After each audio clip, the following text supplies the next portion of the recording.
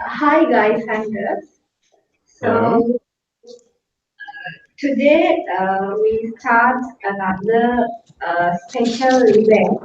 So before that, I would like to welcome all of you for this session. And uh, before moving on, I would like to give a brief introduction about this session. So this is the first lecture in our lecture series, and Uh, the topic will be the information source from the universe. So, as in Sri Lanka, our target is to open doors for you guys, those who are really enthusiastic in astronomy. So, I would like to introduce our distinguished guest speakers. Professor of Astronomy, Director, Center for the Data-Driven Discovery, as Executive Officer of Astronomy in Division of Physics and Mathematics and Astronomy at Caltech, Professor George Jodowski, Djorgovski Professor Georg Jodowski. joined with us. So, Yeah. hi sir, how are you doing? Well, hello. Glad to meet you all. Me too. So, from the other end, the chair of SEDS Sri Lanka, Mr. Amila Sandun Basnayaka, also joined with us to make this event more successful. Hi, Amila. Hope Okay, you are hello doing Nishadi. good. Okay, and I will start this conversation. Okay, and hello Nishadi and my dear SEDS members. And very good evening to you, our distinguished guest, Professor Georg Dodowski, and University Lecturer at Caltech. And all you welcome to this lecture series. So I am so pleased to see so many colleges and viewers who watch this event through YouTube, representing various countries, all in one place actually. So I would like to give a few advices before starting this event conducted by Professor George. Actually, astronomy is not a subject in Sri Lanka. Therefore, you have been acquiring taste via web page, journals, newspapers, YouTube, etc. Some of them may be correct. Some of them may be included false facts. So, therefore, I would like to introduce about astronomy. So, astronomers have actually figured out a lot, and especially Hipparchus did a lot of visionary stuff. And his stuff was then used by Claudius Ptolemy, who gets credit usually. And so I moved to Nicholas Copernicus. He formulated a model of the universe that placed the sun rather than the earth at the center of the universe. I think you know about that. And next, Tycho Brahe. He was the astronomer in Royal of Denmark. He built him on observatory on an island called Uraniborg. I think you have heard about that, and where Tycho built the best astronomy instrument of that time and did most precise measurements. So he was the first observational astronomer, really, actually. So next, I will move to Kepler. So Tycho Brahe's data were then used by Johannes Kepler, who, among other things, came up with Kepler's law. But one that's famed is that planets are actually orbiting on ellipses around the sun instead of that construction of circles and epicycles and so on. So next to Galileo, uh, things really started run with Galileo. Galileo did not invent telescope, you know about that. He had heard about such device from sailors. They used it as just spyglass, you know. But he was the first one to point it to the sky. So I would like to. There is a questions when I talk about astronomy. How is astronomy possible?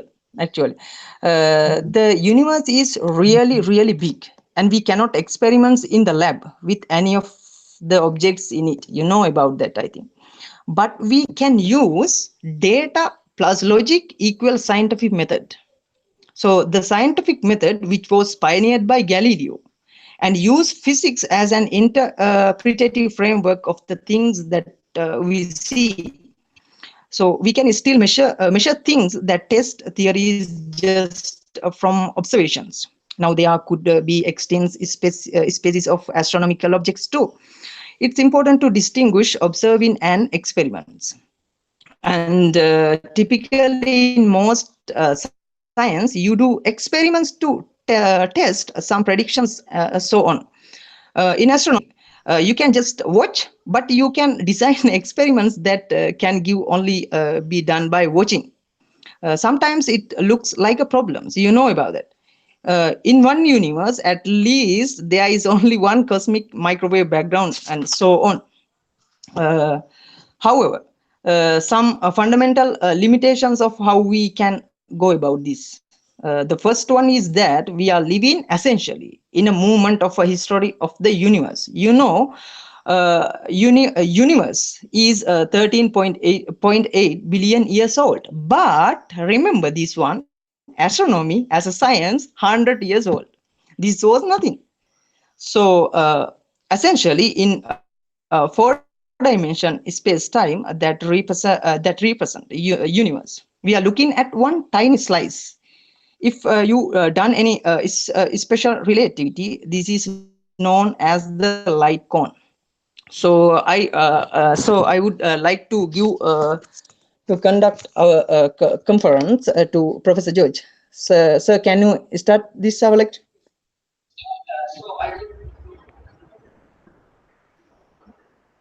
Yes, thank you for that introduction. You must have taken some really good online class to learn all that. Thank you, sir. Thank you, sir. Yeah. Well, I'm not really sure what is the background of my audience, but I think I gather from your introduction, which was all correct.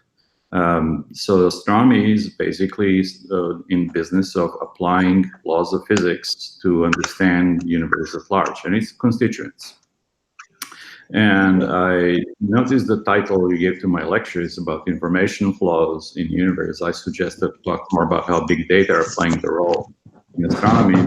Those are very closely connected.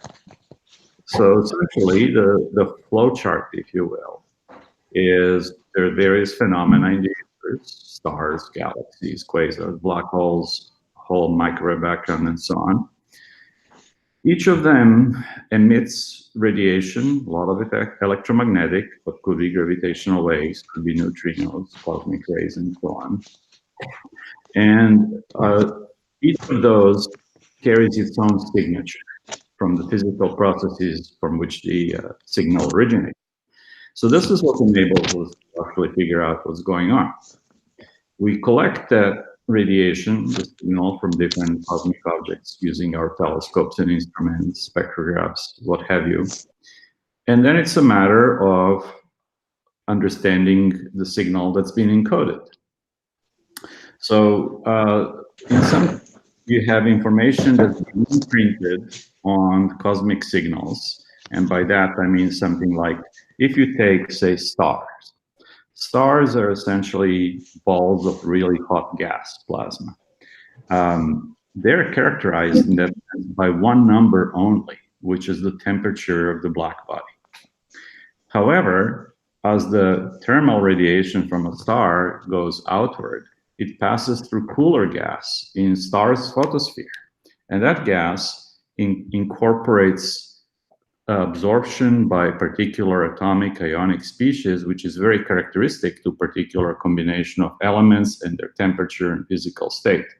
So that is a tiny fraction of all of the energy that comes out, but it contains essentially all of the information. In a similar way, if you look at universe as a whole, it's filled with the thermal radiation from the Big Bang. Essentially, just like it's an inside-out star where we are, instead of spherical surface to which we're looking on the outside, like with the star, we're inside the spherical surface as we're looking out towards the time when the universe was hot and dense and not transparent to electromagnetic radiation. And that's what we call a cosmic microwave background, which again by itself would only have one number, which is the temperature, which is about 2.7 degrees Kelvin today. But on top of that thermal radiation, we have signal that's imprinted in different ways. Say because of the different densities in the early universe, there are fluctuations in temperature, and that's what the basis is for all the modern cosmology. In addition to that, there are objects between us and microwave background galaxies, quasars, and just gravitational potential wells, and they imprint signatures on that background. So by decoding those signatures, which are maybe 1 part in a million of the entire energy, we can learn a lot about the early universe and also about constituents between universe and us. So you get the idea. In some sense, if you look at a printed page from a textbook, there are a lot of atoms in the page itself, but only the surface is where all the information is. So that's the same way with the universe. You know, there could be a lot of ergs of energy, but it's only the surface one, if you will, the top layer where all the information is hidden. Now we interpret that again by knowing how our physical process is imprinting the information. Now I'll have to stop here for a second to deal with my domestic tiger, who has been very annoying, trying to join us in our lecture. So I have to put her down. Now, okay. Yes, no. Your tiger is a little bigger there, but anyway. So we collect Yes, actually, we have many information bigger tigers, not in home, not it's actual jungle. Yeah, this one is very friendly. So we collected the information with our telescopes, and then we analyze it, and we analyze it using our understanding of physics, of how are different physical mechanisms imprinting their signal. So then you have, from the signals that are collected in the instruments, they're turned into, well, bits, numbers, that usually represent intensity at a given wavelength, at a given position, and so on. So we now gone from energy that's been collected by our instruments, and it doesn't matter what wavelengths or how, into numbers. And those numbers, say like in a digital picture, you're looking at an image of your computer, well, you know, you're not looking at me in real life, you're just looking at a whole lot of bits that are representing me. And hopefully not too accurately, but so essentially now we have mapped physical universe into the sets of digital imprints, images, spectra, measurements of time-dependent flux, and things like that. So that's why I say that somehow the archive of the data is the new sky, and the algorithms we use to interpret those data are the new instruments. In the past, we didn't have computers, so people would just have to take pictures and look at them with their own eye. We have our own analog computer in our head, carbon-based, and that was it. Now we actually have this intermediary step that the signal is converted into bits. Bits are processed by computers. That is giving us some more bits, which we then look at the page and say, aha, this is what's happening. So that's essentially the full path from the original signal generation in the universe to our understanding. Now, this is oversimplified because there is a great deal of stuff that's in between. The way we constructed our instruments and telescopes is based on our understanding of physics and engineering that comes from that. The way we construct our algorithms, again, incorporate external knowledge of physics, what to look for, and things like that. So that's sort of astronomy process in a nutshell. And then, of course, we publish the results, and sometime later, results, if they're proved to be, you know, consistent, end up in textbooks, and that's what you'll learn about. So I'll open the floor now to questions you guys may have about all this, because I'm really not sure which parts are you more curious about and what's not clear and so on. So please go ahead. Yes, and guys, if you have questions, and if you have questions, you can ask from the Professor George. So I have one question, sir. So you have taught about the cosmic acceleration background. So I want to know about more. So cosmic acceleration comes from supernova data. Am I right, sir? Hold on, you're confusing two things. There's cosmic microwave background, which is thermal radiation, and there is cosmic acceleration, which is a whole different story. And it's not just supernova data. We're now getting into a little different regime, not about information, but about interpretation of the universe at large. Now, let me rewind a little bit. You probably know that we know 4 fundamental interactions in nature: gravity, electromagnetism, weak and strong nuclear forces. Gravity and electromagnetism are the only 2 that actually operate on large scales. The other 2 operate on microscopic scales. Electromagnetism, well, if the charges are mixed well, and they are, obviously, on whole, things are pretty neutral until we get to the scale of atoms. That means that gravity is the only interaction that matters on really large scales. Well, even just terrestrial scale. You're falling down not because of electromagnetic interaction, but because of gravity. And it's certainly true for the universe as a whole. So if you have physical theory of gravity, then you have essentially physical theory of how universe at large will behave. That theory is Einstein's general theory of relativity, which he came up with in 1915. And that allowed us to actually have a scientific approach to how the universe will behave on large scales. Now, unlike Newtonian gravity, which has space and time as a stage separate from matter and energy, general relativity ties together behavior of matter and energy, which are the same thing according to E equals mc squared, and the space and time in which they are. So one sentence summary of Einstein's general theory of relativity that you can impress your friends with is presence of matter and energy changes the geometry of space and time, and the geometry of space and time tell matter and energy where to go. And so if you solve that consistently, those are the Einstein equations, and you have a theory of the universe. So notice, it need not be all stationary, and it isn't. And Einstein noticed this, of course, him being Einstein, and figured out that, well, if it's either going to be expanding or contracting on global scale. So he introduced a fudge factor, which he called cosmological constant, that was there just to balance the gravity exactly. Because back when he came up with the theory, they thought that universe is static, right? He failed to predict the expansion of the universe. Well, in 1920s, Hubble and others figured out the universe is expanding, and Soviet mathematician Alexander Friedman solved the equations, which Einstein and admitted were correct. Independent of that, Georg in Belgium also solved those equations and found out that indeed, in principle, the universe would be either expanding or contracting, and the experiment says it's expanding. So in that way, the expansion of the universe is somehow a consequence of the theory of gravity.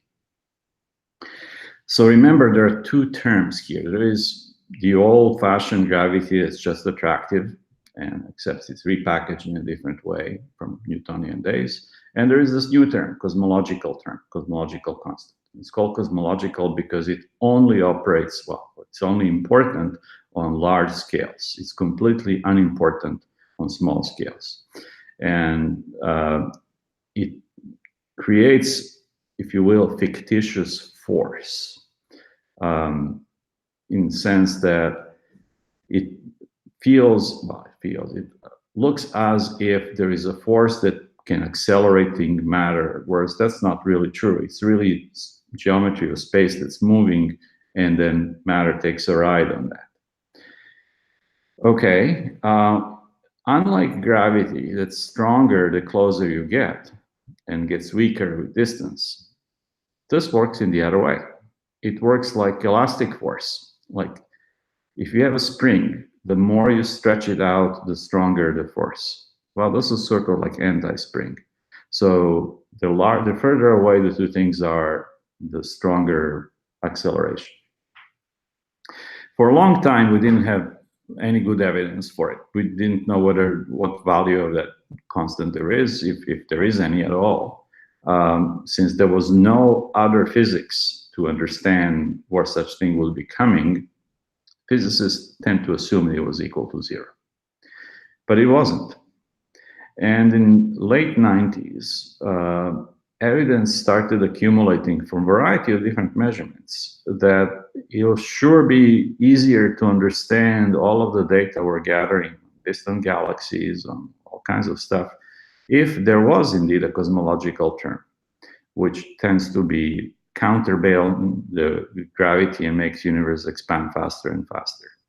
But there was no good, strong evidence for it. In 1998, that changed, and there were two results, not one, that really led us to finally accept that, yes, indeed, universe has cosmological constant, which makes it accelerate its expansion at very large scales. The two different pieces of evidence are cosmic microwave background and supernovae. So let me explain that. Let me first rewind a little bit. In 1980s, early 80s, there was a new theory called inflation, which is about the early universe. And that's a whole another long story. But that theory, among other things, predicts that universe will be very close to what we call flat. The geometry of the universe at large scales will be like Euclidean geometry that you know and love. None of the complicated Gauss, Riemann, Lobachevsky, curvature, yada, yada, yada. That stuff's still important on smaller scales like black holes. But on global scale, universe as a whole, it'll be mercifully simple, flat like Euclidean space. Now, the geometry depends on the amount of matter and energy. And all of the measurements of the matter and energy up until then, and still, really add up to only like 20, 35, 30% of the matter and energy needed to achieve that geometry. So there had to be some extra term to make up the rest, what we now call dark energy, which is just good old cosmological constant in different packaging. But there was no evidence for it. Now, microwave background experiments, remember I told you what happens is that you have hot plasma of the early universe, it's only temperature, but the density fluctuations in the early universe imprint signature on it. Denser parts are a little hotter, less dense parts are a little cooler, and there is a particular spatial scale which corresponds to size of the horizon in the early universe, meaning how far radiation could have come at any given time. And that is a special scale, which if you had flat universe today would be seen as having about 1 degree scale on the microwave background sky. So the first balloon experiments from the Antarctica found out that yes, indeed, there is a special scale of those fluctuations in the early universe, and it's exactly what's needed to make the universe flat. So if we know that the universe is flat, and if we know that the amount of matter is only like 25 or 30% needed to achieve that, that immediately implies there is a missing piece which we call dark energy, which if it's constant in time, is called cosmological constant. At about the same time, two different groups were looking at very distant supernova explosions. So let me explain this a little bit. The way we measure geometry of space at large scales is we need to measure relative distances to different look-back times. And there are no gigantic rulers in space. So one way to do it is if you had constant source of brightness and you look at it at different distances, it's going to be dimmer and dimmer and dimmer. And it's like the usual inverse square law, further away you move the source of light, fainter it's going to be, but relativistic version thereof. The problem is you need a constant standardized source of brightness, which for historical reason is called standard candle, even though it's much, much brighter than candle. Well, supernovae of particular kind, type 1a, turn out to have very standardizable brightness. They're really, really luminous. They're as luminous as a whole galaxy at once, and you can see them far away. So these two groups collected data on supernovae at different distances. So that gave them a set of different distances to different look-back times, and you can convert that into the expansion history of the universe since then. And guess what? That too produced the exact same result. That history corresponds to a combination of regular matter and energy as measured nearby, and this new term of cosmological constant or dark energy that was essentially predicted by Einstein, but never really seen until then. And all of the measurements since then, ever more precise measurements from satellites, and supernovas, and clusters of galaxies, and there's all manner of other things that people have done, yield exact same answer, which we call cosmic concordance. See, if there was only one measurement, people would be very skeptical. But if we have several different measurements, all of which give the same result, then you really start to believe it. So now, essentially, everybody believes that indeed we live in a universe that is well described by the theory of relativity and has, globally speaking, two major components: matter, which is a mix of different things I'll say something about in a moment, and this new component, dark energy. Now, we say dark energy because if we say cosmological constant, that's only a special case. The special case where the density of that energy in space, ergs per cubic centimeter, if you will, does not change in time. Turns out that's pretty much what it is. All measurements we have suggest that the density of this new energy component is constant in time, which is why we call it cosmological constant. Its physical origin is completely unknown at this time, and not for the lack of trying. Theory of relativity says there could be such a thing and it will govern expansion of space, but it doesn't say what its origin would be. Pretty much most people believe that in order to understand its origin, we have to have a quantum theory of gravity, which we do not have yet. And this is not for the lack of trying. There are theoretical papers posted online daily, multiple ones. There are thousands of them, literally thousands of theoretical papers trying to explain this dark energy. At most, one of them is correct, and probably none. And so this will be the next major achievement in our understanding of the universe, to figure out what is the nature of this new force, cosmological component. Now let's go back to the matter. So there are 25 or 30%, about 30% now, of the total mass energy content of the universe is in form of traditional matter. Of that, most of it is matter radiation, like photons, which contribute to energy densities. They're 1 part in 100,000 or something like that. So it's the matter. But the interesting part is that only like 4.5% of the total is the regular matter, atoms. And the remaining 25% or so is some different kind of matter that does not consist of particles we know. It's the dark matter. It's called dark because it doesn't interact electromagnetically. We have no idea what it is. Well, we have theories, but we don't really know. But it's a matter, so it has gravity and it has consequences. And by measuring motions of things in gravity, by measuring gravitational lensing, we know exactly how much of it there is. We don't know what it is. It's invisible. That's why we call it dark. But we know it's there because of its gravitational effects. That too is not some kind of fudge factor. It's not just one thing that led us to believe that exists, like rotation curves of spiral galaxies. Many, many, many different experiments done in many different ways indicate presence of dark matter in a completely independent fashion, using the independent measurements, independent methodology, even independent physics. And that's again why we believe there is dark matter, but we don't know what it is. It probably consists of some kind of particles which are not yet known.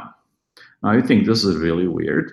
Let me remind you that neutrinos that we've known since 1920s, and nobody doubts the existence of neutrinos, and with good skill they can be detected, are also not interacting electromagnetically.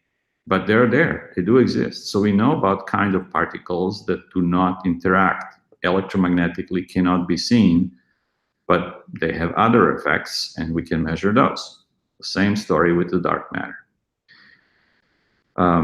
So the situation then is, well, of the order of 70% of the universe is this mysterious new dark energy.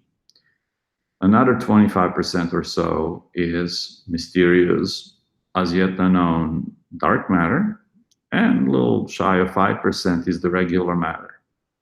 But even then, turns out if you actually add up all the light and radio waves and everything that we see in galaxies and what have you, it only adds to 0.5% of the total. So there is 10 times more ordinary matter than the stuff that we actually see. Sometimes that's called baryonic dark matter. That's not necessarily the fortuitous phrase. We now have a pretty good idea what that extra matter is. It's in form of hot gas, like million-degree gas, that's loosely associated with galaxies and groups of galaxies and so on. And by the cosmic joke, at that temperature, its emission is largely in soft X-ray regime or hard ultraviolet. And that's precisely the wavelengths that are completely absorbed by neutral hydrogen in the Milky Way. You know, our galaxy has an atmosphere too. It consists of interstellar gas, and most of it is hydrogen. So that matter is out there. It just happens to be seen through a fog of hydrogen, and so we don't see it directly. But we know it's there through other measurements. And so there you have it. That is the short summary of contents of the universe and how we got to know what they are and why they're there. And so I have questions. And you talked about before the Earth atmosphere and Milky Way atmosphere. And so Earth atmosphere only gets mostly visible lights and radio waves even absorbed. So we get maximum transparent observation of the sky. So we also try to go and build telescope at the places where there is the least amount of atmosphere above you. So there is an atmosphere of the Milky Way of neutral hydrogen that absorb UV radiation. So 90% of it is somehow missing. So how do you explain this, sir? Theoretically, this is actually what's expected. Universe is originally filled more or less uniformly with hydrogen and helium, and then some of it condenses in denser spots, which are really formed by dark matter halos, but not all of it. So only maybe 10% of all gas so far ended up in galaxies. The rest is still out there, and it makes what we call cosmic web, and its existence is being established through other kinds of measurements, absorption against light of background quasars. So we have ways of directly detecting it. And its presence is not unexpected. This is what modern theories of galaxy formation predict. It's just hard to see. And as far as Earth's atmosphere opacity, you're right. It lets light through, and lets some infrared through, and lets some radio waves through, but it stops at long wavelengths in the ionosphere, which is why we send telescopes in space.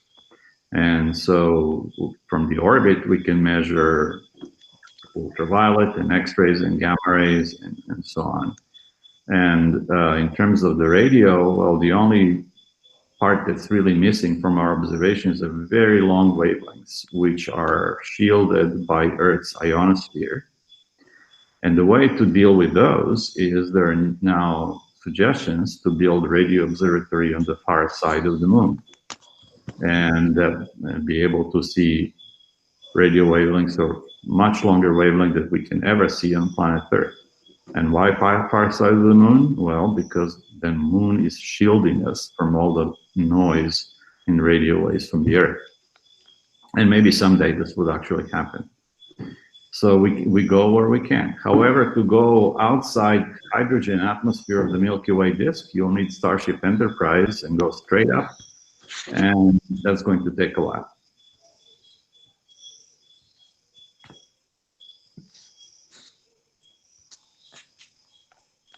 Hello. and sir, I have one questions from the audience too. So before the audience questions, I want to ask my question. And so what appears to be is that that in form of gas that is heated to right around million kelvins, and peak emission is right where it's absorbed by intergalactic hydrogen. So 19% of regular matter content of the universe is hidden from our view. And how our discovery is made, and I think there is two conceptions. The first one is called conceptual discoveries, and the second one phenomenological discoveries. So can you explain these two concepts? Yes, and that is not specific to astronomy, I would say, to essentially all of physical science. By conceptual discoveries, I mean new ways of understanding universe in the sense that, for example, Newton's theory of mechanics, new gravity, were conceptual discoveries which then matched against the data.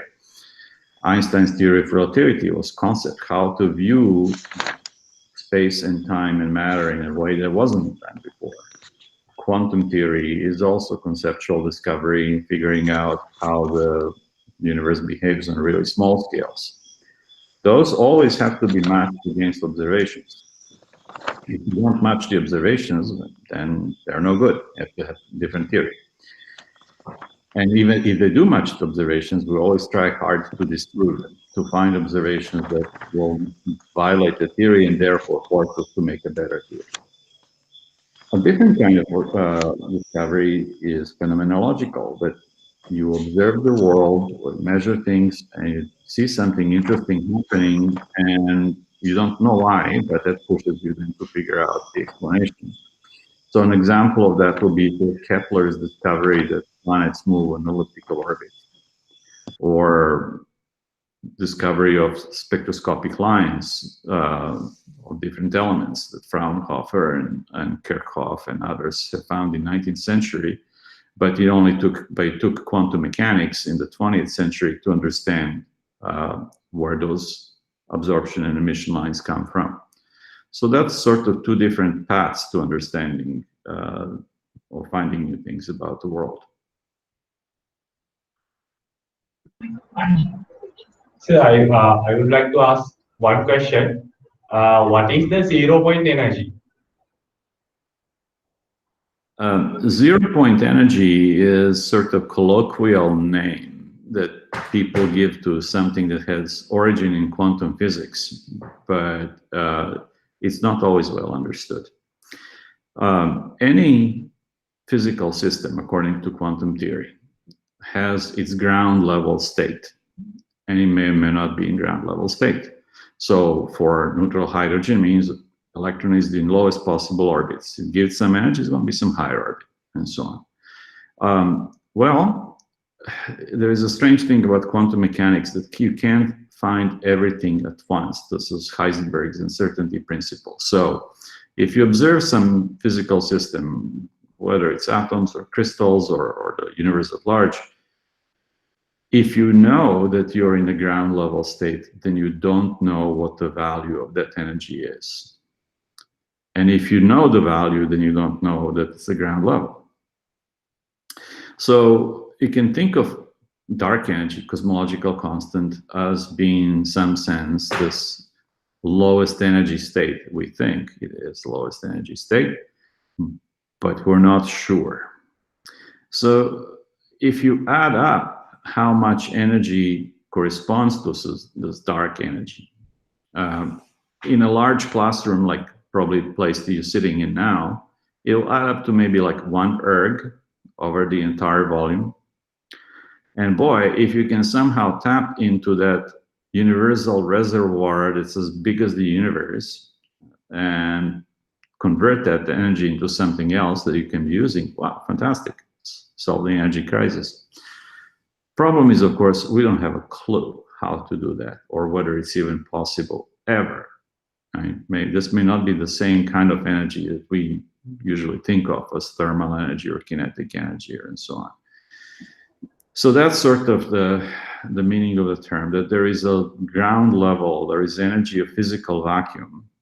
And another way to look at it is, well, according to quantum theory, vacuum is not empty. There are pairs of particles and antiparticles being created and annihilated all the time.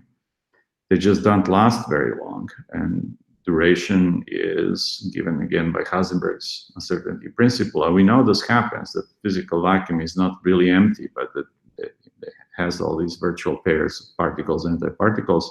That's actually measurable through secondary effects. People got Nobel Prize for that. So that's essentially what's meant by that. But you often have crackpots out there saying, we figured out a way to tap into this great reservoir of energy, and the reality is nobody ever has, and maybe nobody ever will, because we probably just don't really understand that very well. It's probably not the same kind of energy that we think of. Thank you, sir. You're welcome. So we have a question from online viewers. What kind of experiments do scientists carry out to find out the identity of dark matter? As an example, is dark matter a particle or not? Good question. Well, there are two ways in which we can learn about dark matter. One is on large scales. Most of that has to do with how it's distributed, but not what its constituents are, although you can have some indirect inferences of it. So for example, if dark matter consists of particles and there is equal amount of antiparticles as particles, dark matter may be annihilating with itself, and maybe they'll generate some gamma rays. So people looked for gamma rays from the centers of deep dark matter potential wells and haven't found any. That's called self-interacting dark matter. A more direct way is laboratory experiments. And those are done in deep underground mines, laboratories. Why underground? To shield them from all the cosmic rays and all the spurious stuff. And they make super precise colorimeters. Those are probably the most precise experiments on the planet, with the exception of gravitational wave detectors. And the idea is, well, you have some really cold crystal or liquid shielded in maximum way, and the particle of dark matter comes through. It doesn't interact with anything electromagnetically, but it can bump into an atom of something in that colorimeter material, crystal or liquid, and give it a little bit of kinetic energy. And that kinetic energy may be measurable. So the experiments, of which there are several, and they're getting better and better all the time, are looking precisely for that signal. Now, how can you tell the difference between something like that and just some stray cosmic ray muon that managed to go through kilometers of Earth? Well, you're looking for modulation, and it works like this. We have good evidence that the dark halo of the Milky Way does not rotate, not much anyway. But the sun is in the disk of the galaxy, and it does rotate, goes around. So in some sense, we're moving through the halo and there is the wind of dark matter passing through. Now, as the Earth goes around the sun, sometimes that velocity adds and sometimes 6 months later subtracts from that motion. So you're supposed to see modulation on yearly scale of the dark matter wind getting stronger and weaker, ever so slightly, just a little bit. But that, and it has to line up with the direction of solar motion around the center of the galaxy, which again, we do know very well. And so that's essentially what these experiments are looking for. They're looking for this tiny, tiny signal of extra kinetic energy being deposited inside the detector, but modulated in intensity by this motion of Earth around the sun. In my opinion, that's probably most likely way in which we will actually detect dark matter particles, maybe within next 10 years. I don't know. The third way is in the accelerators, like Large Hadron Collider. If there are particles of dark matter, there probably are, they're not part of standard model. And the expectation is that maybe they will be created in the accelerator experiments, just like we found Higgs boson. So we might be able to find particles of dark matter, and that will expand our knowledge of particle physics. That can happen too. And we'll see which one works out. But to be fair, there are theories that says that it's not really particles at all. It is, again, some new phase of gravity that we haven't really recognized yet, that's tightly connected with the dark energy. Personally, that seems a little contrived to me because of the difference in behavior. The dark matter behaves the exact same way as the regular matter in terms of gravity, and dark energy kind of the opposite way. But the truth is we don't really know. So my guess is that within maybe a decade or so, we will actually know what the dark matter is all about. How long before we know what dark energy is about, that I wouldn't dare to guess. That may take another Einstein, you know, may happen tomorrow, may happen a century from now, who knows? Thank you, sir. You're welcome. Since the time is running fastly, we are approaching to the last few minutes of this session. So it's time to thank you all. Thank you very much, sir, for your keen involvement towards this session. And we are really grateful and for your time and also your effort.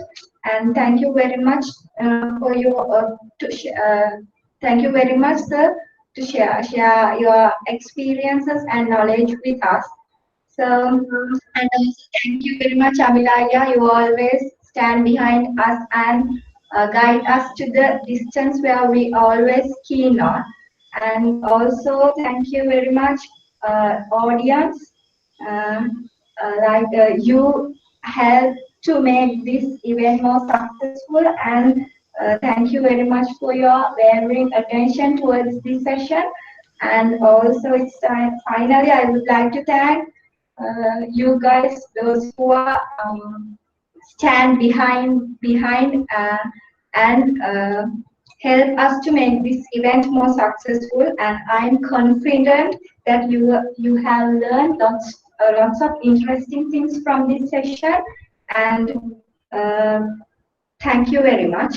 So I would like to thank Mr. Basnayaka, Lahirudara, Amanta Amarasena, Nipur Madukala, Ramjit Simarasiri, Madhura Kure, those who are helped stand behind the scene. And thank you very much for your tireless hard work and also dedication towards this session. So it's time to wind up the session. Let's meet with another lecture from next time. Thank you, sir. Well, thank you all for inviting me. Okay, thank you all. It was also a pleasure to visit electronically Sri Lanka someday. I hope to go in person. And also, I'm happy to speak to a university where Arthur C. Clarke, who's one of my science fiction heroes, was the chancellor. Don't know who chancellor is now, but she doesn't write science fiction. Correct me if I'm wrong. Anyway, guys, good luck. Keep learning about the universe. There is a lot of wonderful stuff online. And don't be shy inviting people like myself. So good luck. Thank you, sir. All right. Okay, thank you. Take care all.